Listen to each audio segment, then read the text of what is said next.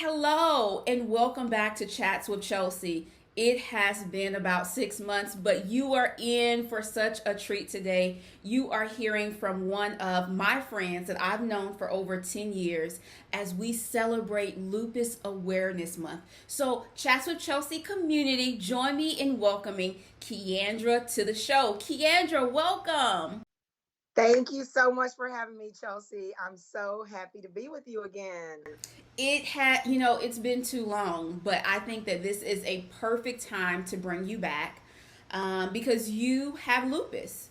And May is Lupus Awareness Month, and you are kicking off the Chats with Chelsea season 3. So, yes, we can do a little dance because, part of Chats with Chelsea is about empowering people, women specifically, to live purposeful lives. And a big portion of that is taking care of ourselves, knowing about our bodies, and not being afraid to see what's going on with our bodies. And then one of the things I love about what you've done, and I'm going to let you tell the details, but you've taken control of this diagnosis and decided that you still will live a purposeful life. So, Key, let's start off by telling everyone, how long have you had lupus? Okay. So I was officially diagnosed with lupus in June of 2017 at Duke Hospital here in Durham, North Carolina. Prior to that, I definitely had symptoms that would indicate that I probably was dealing with lupus a lot earlier on than my diagnosis. And that's pretty typical. But now it's been 3 years. 3 years. So when you say you were diagnosed at Duke in 2017, but you had symptoms for years. How long do you trace the symptoms back to? When I think back, um, one of the things I want to say is that when I was diagnosed at Duke, one of the things that she noticed was discoloration here around my ears. And I remember the summer that my ears started to like change colors. And it was while I was living in Florida. And I just assumed it's because I was getting too much sun. And so I started, being more diligent about sunscreen, wearing big hats, and making sure that my face in this area was covered. But what the doctor told me is that that is a typical sign of lupus in African American patients. So just by looking at my ears, she was like, she called it a rash. She said, how long have you had that rash? And when I look back, that was the summer of 2011. So this was 6 years later. Yes. So you're diagnosed in 2017, but those symptoms started in 2011. I still was in Florida in 2011. Yeah. And so I remember portions of your journey very vividly. Tell us about that 6 year period and what it was like trying to figure out what was going on. Because from someone looking from the outside, you went from this person that was extremely vibrant in a season to someone who literally was at home in bed, barely able to move. Thankfully, you're now back to your vibrant self. Yeah. Yes, yes. Especially with the little tidbits you were sharing earlier. Yes. So praise God for that. But tell us about those 6 years of what that was like, physically, emotionally, and spiritually. Yes. So it was it was challenging. There's no other way to say it. There were ups and downs. There were times when I felt like myself. I felt fine. But what I noticed was that every summer, specifically, I felt like I was starting back at square one. And part of that is because the job that I had at the time was an after school program for inner city youth. And so during the summer, we had a summer camp, and that could last from 6 to 8 weeks. And we spent the majority of the time out in the sun. So we were at the pool, we were at golf, we were at tennis, just all kinds of different activities to keep the kids active. But after being diagnosed with lupus, I now know that the sun is basically your enemy. in some regards. And so I have to be aware of the amount of sun exposure I have. And so every summer, I was basically going into a flare, and then I'd get better. And then here I was back at square one. So it was just frustrating because prior to this diagnosis, I had already been diagnosed with another autoimmune condition. And I knew how to manage that condition, and none of the things that I normally would do were working. And so that led to frustration, like, okay, I'm doing this. I even stopped working at my job because I was like, okay, my job is just stressful and it's not contributing in a positive way to my health. So it's time for me to move on. And so things still, they actually got worse after that. And so I was so confused, of course. So physically, I just felt horrible. There was tons of fatigue. So I was always tired. So I could sleep 10 hours and wake up and feel as if I didn't sleep at all. And so um, the way that some people describe it is that you basically are like an elderly person. And so here I am in my 30s and I can barely move about. So there was definitely moments of frustration, lots of discouragement, um, finding it hard to remain hopeful when things were not changing, because it was a long journey before I started seeing anything change. And then physically not being able to even recognize myself. Like if you look at pictures of me years ago, it's my face, everything just changed. You know, my skin, I started losing weight, I started losing my hair. And so you start really struggling with issues, even, self-esteem and dealing with, your identity and, what makes you beautiful. So all of those things were a challenge. And then, of course, I'm a woman of faith. And so I'm praying, I'm trusting God. People are fasting. And I'm like, God, what's up? Like, I know you can heal in a moment, and I don't understand why I'm not seeing that happen in my life. Um, so yeah, there were so many ups and downs along the journey. So you talk about discouragement, you talk about identity. What kept you? The grace of God. um, Really, when I look back, yeah, seriously, it was the grace of God, because there were moments where I didn't feel like praying.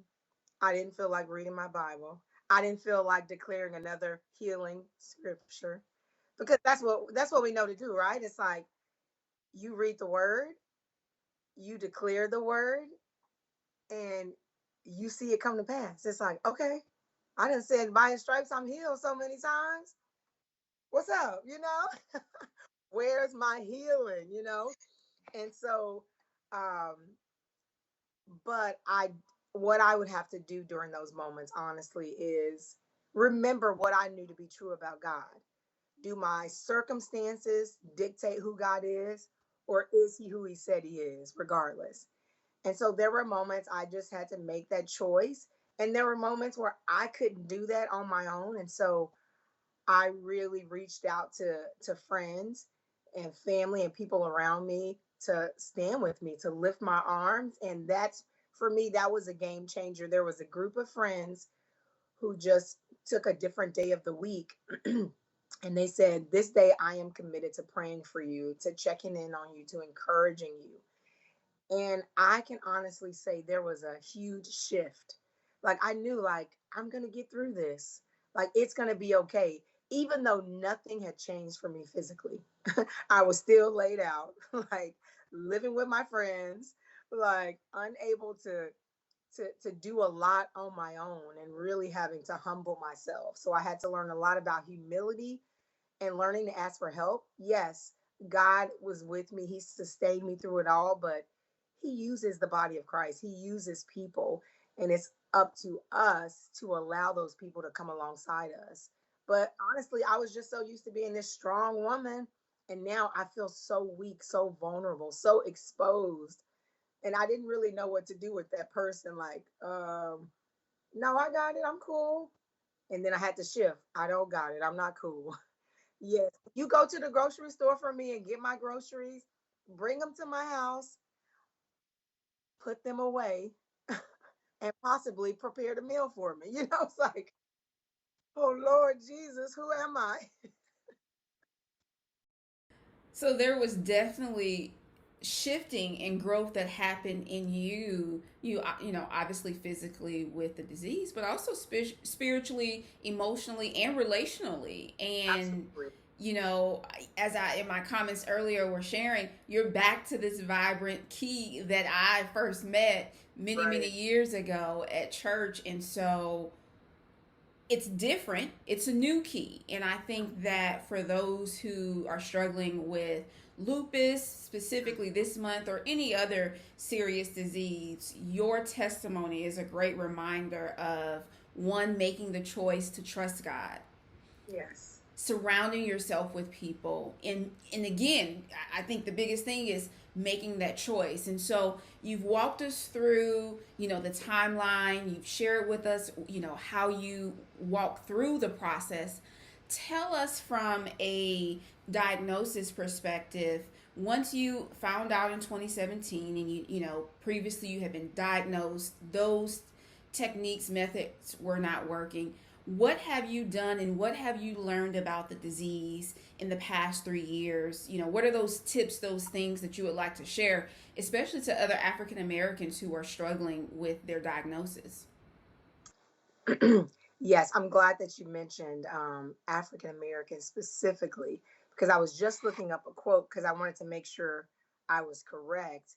But it says that African American women are 3 to 4 times more likely to develop lupus than Caucasian women. Of any race, African Americans develop lupus at a younger age and have worse symptoms. So it's really a huge problem in the African American community. Most of the people that I have met are African American women. And we're not sure why that is. But I'm always very passionate about things that are impacting our community. And so, um, one of the things that I did right away is I joined a lupus support group. I am a researcher, and uh, that can be good and bad at times. Okay. I One thing I would recommend though is like you want to make sure that you are knowledgeable about what's going on with your body and that you are not completely dependent on a provider or a doctor. And so I like to go in informed. Yes, I want to hear what they have to say, but I want to do my research and my due diligence as well. This is what I've read, this is what I've heard about this particular medication. Um, and I think just being flexible. Initially, when I started this journey, I wanted to do it all holistically. I did not want to do medication because I had gone that route before with my previous condition, and here I am again. And a lot of times I do feel like medicine will address the symptoms and not necessarily get to the root of the problem. Um, but what I've learned throughout my journey is that a combination has worked for me. So I am on a medication regimen, and it has changed in trying to figure out what works. Like, I don't want to be on this chemo drug because these are the side effects. Or there was another medication that was, not my stomach wasn't in agreement with. Another medication that will make me sweat profusely. So figuring those things out, being in communication with the doctor. I have an amazing doctor. I'm grateful for that. He serves on the board for the Lupus Foundation of America, and so he's very knowledgeable. And the majority of the people in my support group also see him. And so, unfortunately, the first doctor that I was seeing at Duke, things changed with my healthcare, my insurance, and so I wasn't able to see her anymore. But I'm grateful for the doctor I have now. But I would encourage people, like, you keep going until you find a doctor that you feel comfortable with, because there was a period of time between the Duke doctor and being able to see my current doctor. I saw a rheumatologist, and I'm not even kidding. He fell asleep during our appointment. Yes, fell asleep. Like while I am going through my medical history and helping him understand a little bit more about myself, he's like dozing off. And I was like, is this a dream? Am I being punked? Like, is this real life? And sure enough, he did it a few times. And needless to say, that was the first and last time I saw that doctor. All I need you to do is give me my current labs, refill my prescription, and I will not be back, you know? Um, and so I would just encourage you, like, if you have been in that kind of situation before, don't give up. There are great doctors out there. But for me, it's been a combination of my holistic methods. So I've made many changes and modifications to my diet throughout the years. I'm actually like completely plant based now. Okay. It's been 3 months. So yes, I am loving it. I have discovered like this entire like black vegan community. I was actually gonna come to Richmond for a black vegan conference that was there, but COVID-19 canceled that thing. But but yeah, so I've just kind of made changes throughout the years, like, okay, how does my body respond to this type of food? Because I can only speak, of course, as a black woman. In our community, we typically we just eat the foods that our parents have eaten, and it's not always uh, in line with healthy food options. And some of that is that's a whole nother story. Like some of that is access to healthy foods in our communities. Um, but I have just learned, like, okay, you can't eat the same things if you want to see some different results. And so, there were painful moments where I'm with my family and I can't eat any of the things they're eating. But I've learned throughout the years that, you know what, I feel better when I eat this way and my body responds better. So that's what I have done, just my diet. I take a number of different vitamins and supplements to help strengthen my immune system, to fight inflammation, and of course, my the medication from my doctors. But my long term goal is, if I can, is to be off medications and do everything holistically.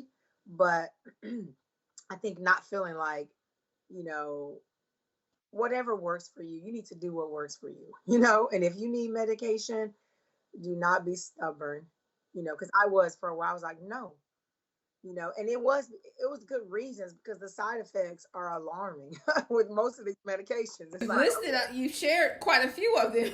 right, exactly. So it's like, okay, so this one's gonna give me insomnia. This one's gonna make me sweat profusely. This one's gonna make me lose my hair. Why am I taking? What is it helping? So that's the reality, unfortunately. Well, Key, I am so grateful that you were open and transparent to share the journey, share the difficulties, but also share, that 6 year process of even being correctly diagnosed. And so now you're 3 years in, you have support groups, pretty soon I think you'll probably be leading the Black Vegan Club wherever you are. Showing us some cooking skills on social Yeah, media, which can, which could be helpful for individuals with lupus. But to your point, just many people in the African American community can benefit from some healthier diets and yeah. lifestyles. And so I am so thankful that you shared lupus for Lupus Awareness Month. For those who want to stay in contact with you, how can they get in contact with you, Key? Great question. Well, I actually have a YouTube channel. I need to get back on my videos because, like Chelsea, it's probably been about 4 or 5 months, maybe, since my last video. But it's called Wrapped in Hope. And I started that channel because I was losing my hair. And that's when I started wearing head wraps and just wanted to bring encouragement to people who find themselves dealing with chronic illness, hair loss, whatever it is, and finding hope in the midst of that. Because hope, which I have right there on my wall, has literally been um, something that I've had to choose to cling to amidst what I see. That I think that hope that things will get better, things can and will change. I mean, we all find ourselves in that right now, right? Like COVID-19 is not forever. This too shall pass. And I think the moment we start thinking things are always going to be this way, then we fall into hopelessness and despair, and that can lead to a number of different challenges. But yes, you can find me on Wrapped in Hope. One other thing that I forgot to mention when I talked about the things that have helped me along this journey is another thing that I feel like is so critical for the African American community is I did start seeing a therapist. I recognized that, you know what, I've walked through a lot of trauma relate in my family and related to my health. And when you're dealing with a chronic illness, there's always this fear like, am I really okay? It's almost like you're waiting for something to happen. I am grateful that I'm in a better place with that. So when this COVID-19 crisis began, I didn't go there where I'm like, oh my gosh, I could get sick. I'm more susceptible. I'm going to do my part and use wisdom, and I stay home as much as possible. But it's just been helpful for me to talk through those type of things with a therapist, a Christian therapist, um, in particular, that can bring me back to truth and help me to see, like, okay, let's watch the narrative. Let's watch what your perspective is. What is it that God is saying in this situation? And so that's something that's been critical to me. And these are things that you can see more of and hear more about on my YouTube channel, Wrapped in Hope. And I'm sure Chelsea will include the link for that. I will, and I love that you added that because this is also Mental Health Awareness Month, and so I think that that's just a perfect way as we're closing is making sure you're taking care of yourself physically if you have lupus or another serious illness, but also being aware of how it affects you emotionally and mentally, and seek help. By the way, I have a full month long series on my YouTube channel about Black women who have mental health issues. People have been depressed, anxiety, suicide attempts because these things are real, and just because for so long we haven't talked about them doesn't make them not real. And so many of us are dealing with them. And for again, you are the vibrant key. You are here, and I'm so excited that you've been able to share your journey, the physical, emotional, and mental aspects of it. So, Key, thank you so much for joining me, and thanks for kicking off the season 3 for us here at Chats with Chelsea. Thank you. It's been a pleasure. Can't wait to come back. That's right. In your live studio, though. Yes, yes.